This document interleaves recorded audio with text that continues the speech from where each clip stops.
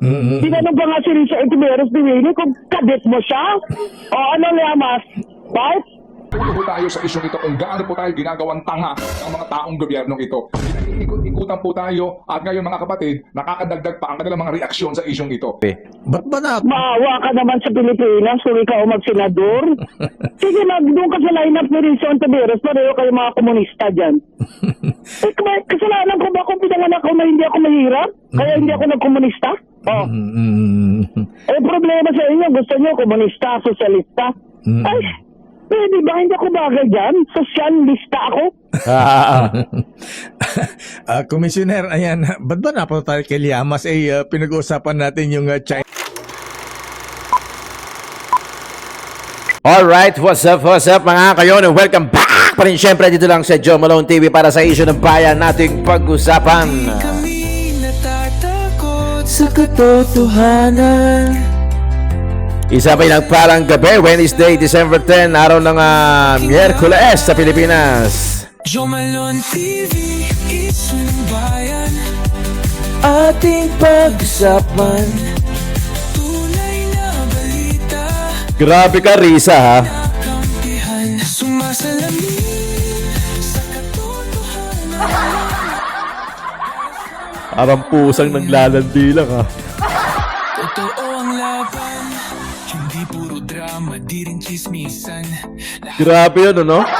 Sagutan, kasama ka dito sa diskusyon. Boses mo may halaga sa solusyon. Laging alerto, mapagmatsyag, truth ang hanap, di kami natitinag. Si Queen of Bardagulera, si Attorney Rowena Guanzon. Diretsong usapan. Joe Malone TV, issue ng bayan, Huwag nyo kasing ginagalit si Attorney. pag-usapan. Tunay na balita, walang kinakampihan, sumasalamin sa katotohanan lamang para sa mamamayan. Totoo ang laban, walang kulay, walang kampi. Balita, talakayan, katotohanan para sa bayan. Isang mega love shoutout sa lahat ng mga viewers natin abroad ka man, OFW ka man, o nandito ka sa Pilipinas, Luzon, Visayas, Mindanao. Isang attendance check muna tayo dyan mga kayon. Maraming salamat sa pagtangkilik, pagkikinig. Siyempre dito lang sa Joe Malone TV, issue ng bayan natin pag-usapan na. Ang dami natin pag-uusapan ngayon. Grabe, oh. Tungkol to kay Risa. Kay Risa, focus tayo kay Risa, ha. Naisip ko, panlaban daw kasi to pambato daw talaga ng 2028 gagawa daw sila ng tambalan ni Raffy Tulfo na talagang winnable, meaning talagang hindi matibag-tibag. Sa panaginip, wala namang masamang tumakbo. Takbo kayo mula rito hanggang EDSA, di ba? Pwede naman sumubok, bakit hindi? Matabang binti, di ba?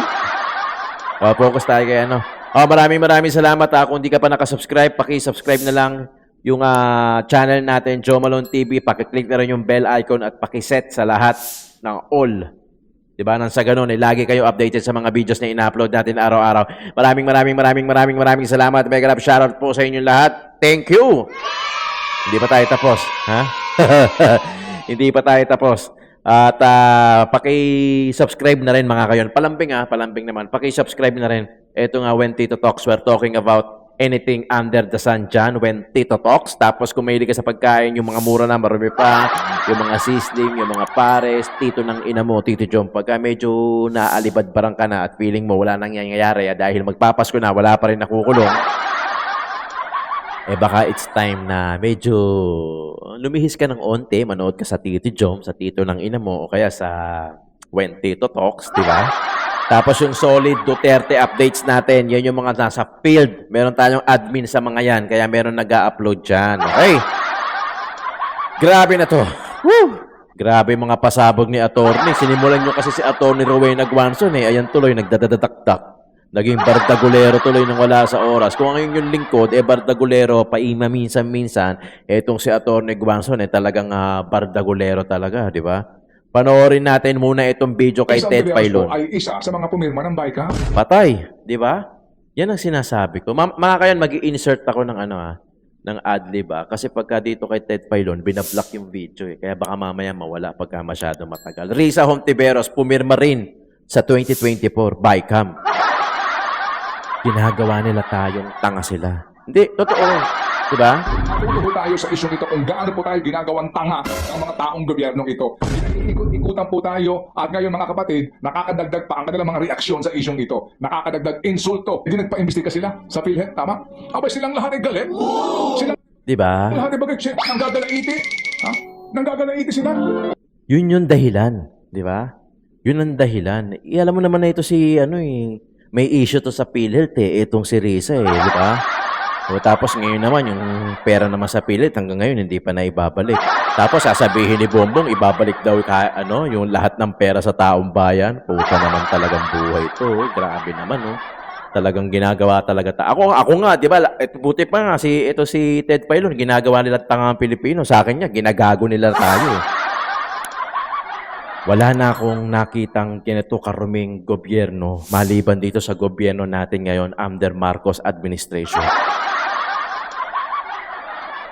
Gusto ko sanang manahimik na rin Gusto ko sanang manahimik. Alam mo yon, manahimik na lang, hayaan na lang sila. Kaso, hindi ko talaga matik. Wala naman akong views Di ba? Kaya hindi mo rin masasabi na habol ko views. Wala nga akong views. Tingnan nyo. O sige, mag-backwards kayo dyan ng mga video natin. Wala nga. Hindi nga ako maka 10K na views kumpara noon. Di ba? Talagang ginagawa ko na lang to dahil gusto kong manatili tayo. Yung galit, yung fire, manatili. Kasi makakalimutan na naman natin to dahil sa mga diversional tactics na ginagawa nila sample. Yung flood control, medyo lumalabo na. Medyo lumalabo na yan. Ang pinapasok nila ngayon, si Atong Ang. Si Atong Ang, medyo pinapalitaw nila ngayon dahil parang, ano ba yun? Yung word na yun, basta si Atong ang nilalabas nila ngayon. At saka yung mga sabungeros. Diyan pa lang, mahalata mo na. Kasi sinasabi na, bakit daw pinakialaman, etc. Hello, kayo nag-approve Alam niyo, talagang mga taong ito. Tingin talaga sa mga Pilipino, tanga Para sa mga di nakakaalam, ang kita po ng senador ang buwan ng sahod. Salary grade 31, hindi po yan bababa sa 293,000. Kulang-kulang 300,000 ang sahod ng senador. Pucha, hindi pa kayo nakontento. Napaka-greedy talaga ng mga kurakot. Iilan lang yung iilan lang. May kahit pa paano naman, meron naman tayong iilang piraso, Diyos ko, na maaasahan sa senador. Gaya nila Marcoleta. Parang wala na akong masabi. Mahal ibang kay Marcoleta. Si Alan Peter Cayetano. Yan. Si Senator Alan Peter Cayetano, may issue kasi yan dati yung 10K per family. Hindi ko kasi naabutan yun. During that time, wala pa akong hilig. Hindi pa ako obsessed sa politics. So, I cannot comment on that kasi hindi ko na maalam yung istorya. Ako yung tipong vlogger, political vlogger na pag hindi ko alam, hindi ko pinapakialaman. Otherwise, aalamin ko, pag-aaralan ko, o magtatanong-tanong ako, magre-research ako. Pero pagka hindi ko alam, hindi. Walang perpektong senador. Walang perpektong presidente. Pero wag naman yung para tayong ginagawang tanga sila. Yung para tayong ginagawang gago, ninanakawan tayo. Wag naman ganun. Alam ko na lahat hindi naman perpekto, lahat ng politiko. Pero wag naman yung to the point na parang paulit-ulit na lang ninanakawan tayo. Alam nyo, ganito yan. Okay, bago natin ituloy. Pasensya na, kailangan ko mag-adlib. Buburahin ni YouTube to Nung may-ari ng video ni Ted Filon Buburahin nila kasi kaya kailangan ko mag-adlib. Ganito yan. Yan sila Bryce Hernandez, sila Diskaya na nahuli na, sumuko na sa NBI. Lahat ng mga district engineer, lahat ng mga regional director, lahat ng mga involved, yung mga SunWest na yan, yung mga contractor na yan, yang nakikita nyo, yang nabalitaan natin, ano lang yan? Paa lang yan. Paa lang yan. Maniwala kayo. Paa lang yan. Ang tuhod niyan, si Saldico. Ang balikat niyan, si Martin Romualdez. At ang ulo niyan, uking inang yan, alam nyo na. Di ba? Alam nyo na. So para lang tayong kumakanta ng paa, tuhod, balikat, ulo. Paa, tuhod, balikat, ulo. Alam nyo na yan. Parang Alice Guo lang yan. Alam mo, I'm sorry, Alice Guo. Gusto ko hindi ako pabor sa human trafficking gaya ng kinasok kay Alice Guo. Pero kasi parang si Alice Guo, para sa akin lang again dito sa channel ko, opinion ko lang to, walang pilitan, hindi ko kayo kinukumbinse. Latag lang tayo rito, latag-latag lang, kwentuhan sa issue ng bayan. Si Alice Guo, ano lang to parang icing lang to sa cake. Nadamay lang to sa mga gusto nila talagang palabasin. It's just that sa lugar ng Banban, Tarlac, kung saan ang mayor ay si Alice Guo, merong pogo. Nadamay lang yan. Kawawa. Paano kung halimbawang talagang magaling at nagtatrabaho naman talaga si Mayor Alice Guo? Kumpara naman sa mga kontraktor at sa mga senador, congressmen na talagang nagnanakaw lang. Sino ang pipiliin nyo? 191 pesos plus allowance. Hindi lang yan. Yan, pamalengke lang yan. Oo, plus allowance po. Hindi po kasama dyan yung allowance nila doon sa mga komite na kanila pong hinahawakan. Bilang ikaw ay dating galing sa mababang kapulungan, magkano ba usually ang allowance? 25 years ago, hindi pa ganyan ang pinag-uusapan, girl. Kaya maganda rin, tanungin natin itong mga nandun nakaupo kayo kung magkano ba ang mga pa-allowance. Oo nga. Sino ba magandang tanungin dyan? Oo, ha? Well, sana pumiyok itong mga nasa itong mga bayan. Oo, pati itong Pumiyok, pati itong mga sila, Sino? Sila Leila, sila Sir Job, Kung magkano ang pa-allowance Mga ngayon? bayan. But usually ba? Magkano? Ha? Usually noon, dati. Anak, Malaki. Sa totoo lang, dati wala pang salary standardization law. So, ibig sabihin, Wala pang salary standardization law. Oo. That time, kung saan po, ang sweldo sa pagkakaintindi ko during that time, yun lang pong basic pay ay wala pang 50,000 pesos. Sa pagkakaalala ko Oo, pero- Yung tamang pagkakaalala ko, kunwari, pag hindi. ako may hawak ng isang komite. Magkano ba usually ang allowance per committee? Yan ang hindi ko alam kasi hindi ako nakahawak ng komite. Sayang naman. Yung iba dyan, komite Teka, chairman. kapag ba chairman ka ng komite, kada Kasakiman yan. Kasakiman. Bino mo, senador, 290 something. O sabihin natin 300, less than. Round up na natin, 300,000. Sama mo na dyan yung allowance na pinag-uusapan nila. Okay. Hindi ka pa nakontento? Puking ina mo. Grabe naman. Diba? Hindi ka pa nakontento? Sobrang greedy nyo naman. Sumasahod naman pala kayo ng 6 digits kada buwan. With matching allowance pa. Meron pang diskarte dyan. Di ba? Grabe. Tapos, gusto nyo pati yung mga pera na allocated sa future ng mga project, yung mga insertion, yung mga proponents, gusto nyo meron pa din kayong percentage doon? Grabe naman kayo. Di ba? Grabe naman yung kasakiman. Sakit yan. Di ba? Spirit yan yung ganyan. Pero mo, kumikita ka naman. Ako, sasapat na ako sa 100K Sa totoo lang, monthly. Okay na ako doon. Okay na kahit less than 100,000 for as long na kaya kong buhayin yung pamilya ko every day. May makakain kami, may pambayad ako ng therapy ng anak ko, may pambayad ako ng yung sa tuition fee ng mga anak ko, yung walang balance, yung hindi ko na kailangan pang mag-isip kung a-absent ako, kung hindi ako manghihinayang, okay na ako dun Kahit na hindi na sobra-sobra, kahit hindi na ako mayaman, basta meron lang akong huhugutin anytime na kailangan ko. O kaya, doon na lang sa sana walang magkasakit sa pamilya ko. Okay na ako dun. Okay na ako dun. Di ba? Okay na tayo rin, mga Pilipino. Di ba walang pera, basta wag lang magkakasakit. Kasi pag may nagkasakit, may na-hospital, putya, negative ka pa niyan. Negative ka niyan, maghahanap ka pa ng uutangan, may pagkakaroon ka pa ng utang na loob sa mga pag-uutangan mo dahil pambayad mo ng hospital. Di ba? isang komite, isang rin yun, allowance. Yes. Oo, ganon. Yes. So sabihin na natin, ang bigayan ba ng allowance? Kada buwan? Kada buwan. Isang kada buwan. Oo. Kada buwan. Sabihin mo na kada mahirap magbanggit dito. Kaya nga, magtanong tayo doon sa mga sa chairman ng mga komite. Pwede ko naman banggitin sa nakakaalam natin ngayon. Pero baka hindi na bali. Pero panoorin natin ito. Si Atty. Rowena Guanzon. Ito na yung bardagulan talaga. Kaso pinagkontestahan ako ng mga akbayan. Oy, mga akbayan. Akbayad. Tigil nga kayo dyan, ha. Ito naman si Llamas. nag-post pa siya na, ay, bumaba self-esteem ko, wala akong Rolex at wala akong Gucci. Oy, Yamas, marami ka namang baril. Bakit mababa ang self-esteem mo? Di ba nahuli ka ng illegal possession ng firearms? O, di ba, Yamas, nahuli ka pa nga bumibili ng mga fake na DVD. Ano bakit naman kung wala kang Rolex at wala kang Gucci, mababa ang self-esteem mo? Kasalanan ko ba, Yamas, kung mayaman talaga ako? Hindi ko naman ninakaw yung Rolex at Gucci ko, ha? Kung ikaw mag-Rolex, ay maghihinaga talaga kami na ninakaw mo yan. Kasi ano ba naman ikaw?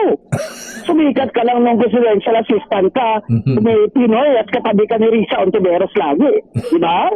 Tinanong pa nga si Risa Ontiveros ni Winnie kung kadit mo siya. O ano, Yamas?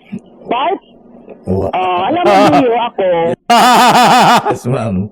I'm very, very friendly. Politiko din naman ako, nag-commissioner ako, lahat ng mga ito nagtubingin ng tulong sa akin. Sige, magbangayan tayo. Yan. Sabihin ko sa public, yung mga iba dyan sa inyo, you tried to bribe me, or tried to bully me, or told me to appoint so-and-so in their province. Diba? Diba, Leo? Yes, Kaya ma'am. ako, I have manners, diba? Kaya hindi ko sila gagalawin kung hindi nila ako binibisit. Ito si Llamas eh. Wala ka ng trabaho, political analyst ka na bigla. Ay puta, wala ka ng PhD. Mabuti pa yung si Chiangki, at least may PhD yun. Ano ba yung political analyst? Puta, yan yung mga walang trabaho eh. Alam mo, kinakanti ako nitong Llamas. Ang pangit naman niya. Diyos ko, buti na lang di siya nagbakla. Kung nagbakla siya, ang pangit ng bakla. No? You know, Dio, ang Yes, ayaw ko ma'am. dito, they're taking advantage. Kasi, ang nililabel nila akong DDS, kaya binabalata nila ako kasi takot sila na mag-senador ako. Diba? Diyos ko, Llamas, mas bagay naman ako mag-senador kaysa sa iyo. Diyos ko. Sana tumakbo to si Atty. Guanzon na senador din sa 2028. Mukha no? Pwede, no? Pwede. Talagang para may bardagulera queen tayo sa sa Senado.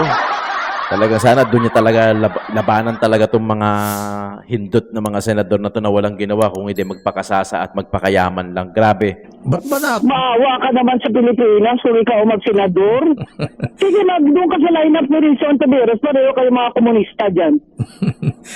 Kasalanan ko ba kung pinanganak ako na hindi ako mahirap? Kaya hindi ako nagkomunista? Problema sa inyo, gusto nyo komunista, sosyalista?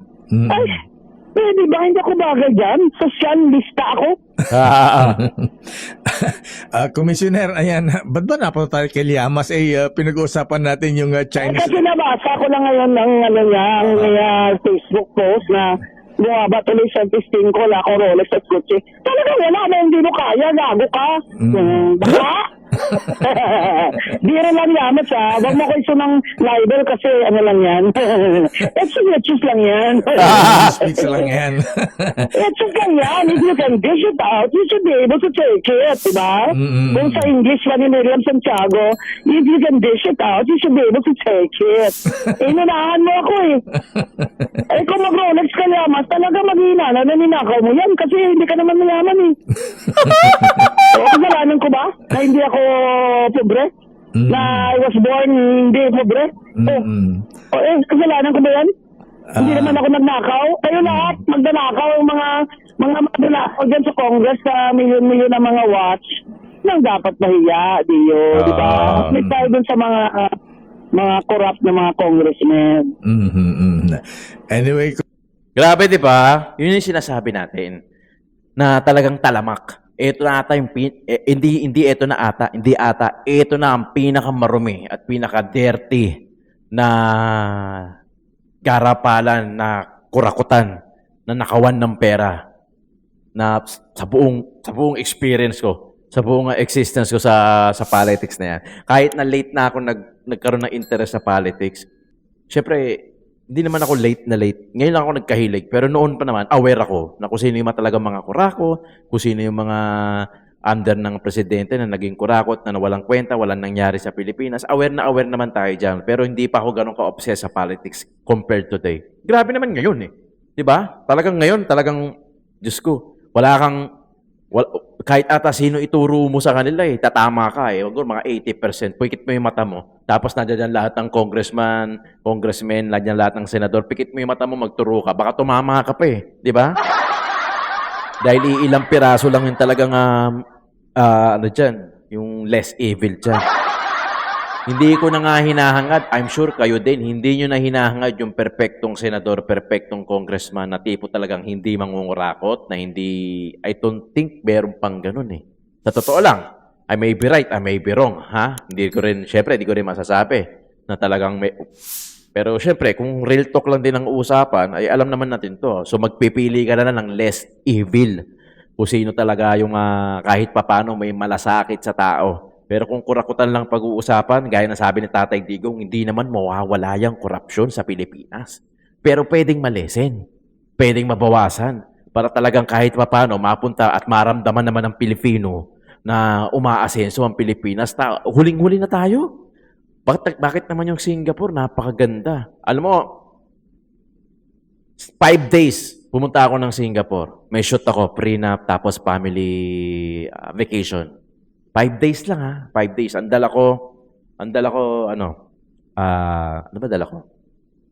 100, basta 35,000 yung equivalent ng 100 Singapore dollars ko.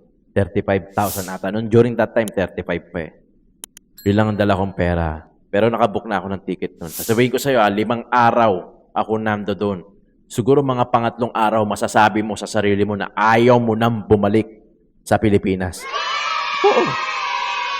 Pati yung mga nasa Singapore na OFW nanonood sa akin kayo magpatunay. Sige, comment nyo dyan sa baba. Talagang hindi mo na naisip bumalik. Barya lang ang pera ko, mga barya-barya, nakakakain ako ng McDo doon. Di ba? Tapos walang mga, hindi kalat ang gasoline station. Meron lang silang lugar na saan doon pupunta yung gasoline station. Left-handed drive doon. Yung taxi doon, hindi tumatanggap ng tip. Talagang pipilit nilang ibabalik yung sukli. Alimbawa, sa atin, di ba, 85 yung pamasahe mo sa taxi, ibibigay mo 100, syempre, mahihiya ka ng kunin yung 15 petot. Di ba? Doon, ibibigay sa'yo ng pilit. Ganon sila ka ano. Di ba? Hindi mo sa atin, mahihiya ka pang kunin yung 15 pesos Di ba? Sasabihin pa sa'yo ng taxi driver. Ay, sabihin, hindi naman, baka sabihin niya taxi driver. Lahat. Yung mga ilang taxi driver, sasabihin na, walang barya may barya ka ba dyan? Siyempre, hindi mo nakukunin yung 15 pesos, nahihiya, kakahiyaan na. Di ba? Pero sa Singapore, ibabalik sa inyo yan. Wi-Fi sa Singapore. Airport. Libre.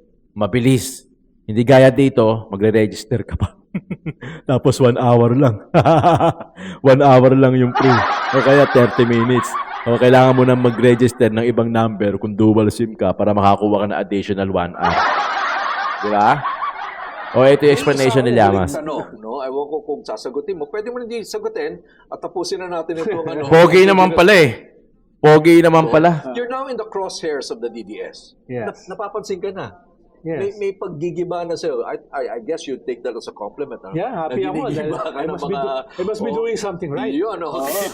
So, one of the things they keep pinning you on is Senator Risa Hontiveros. Yan. Yes. Dahil matagal na ngayon magkasama. Aktivista pa siya sa Coalition for Peace. Tapos, nung binuo yung Akbayan, nung binuo yung BISIG. Alam mo yung BISIG, di ba? Yung grupo namin. May ganun ng matagal na relasyon. At very close kami for a long while. Kaya, hindi ako magugulat na lagi siyang idinidikit sa akin. Okay. Nax. Nax, yan ang gusto ko sa'yo. Yan ang gusto ko sa'yo. Diba? Very close daw. Gano'n ka close? Gano'n ka close yung close kayo, Lamas? Ha? Ikaw talaga, mga kayon, ito naman opinion lang natin, na pag-uusapan lang natin yung issue sa Pilipinas, sa politics, sa gobyerno, kailangan natin talagang gawin to. Siyempre, kailangan natin himahimayin, hindi naman pwede hahayaan na lang natin sila na gawin yung mga kalokohan na gusto nilang gawin, nakawan nila tayo ng harap-harapan, tingnan nyo nangyayari ngayon, di ba? Yung flood control, medyo lumalabo na sa sabaw ng pusit. Tapos pilit nilang inaangat yung kay Atong Ang. Pwede yan. Pwede mangyari yan. Yung mga diversional strategy, tactics na yan. Nangyayari yan sa Pilipinas. Maniwala kayo sa akin. Oo, talagang gagawa at gagawa sila ng paraan. Mailihis lang nila yan. Tandaan nyo yung kantang Paa, Tuhod, Balikat, Ulo, ha? Paa, tuhod, balikat, ulo, tangnan nyo. Di ba? Kaya nga sinabi ni Ted Filon, para tayong ginagawang tanga. Hindi naman tayo tanga. Mga kayon, maraming salamat sa pakikinig. Joe Malone TV, Issue ng Bayan, ating pag-usapan.